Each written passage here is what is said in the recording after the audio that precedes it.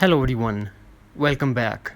If you are unable to change the auto lock timer on your iPhone and iPad in iOS 17, then do the following step to fix this issue. So without wasting any time, let's get started, and before start please do like, share and subscribe. First of all, we are going to back to settings.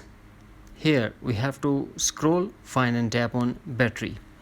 Under battery, you will see a two option, battery percentage and low power mode.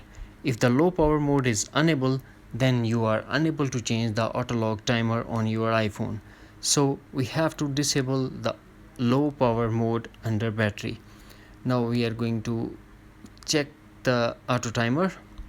Go back to settings, display and brightness, tap on auto lock. Now you are able to change the auto lock timer on your iPhone after disabling the low power mode. That's it. Hopefully friends, you found this video helpful, so please do like, share and subscribe. Thanks for watching. Take care. Bye bye.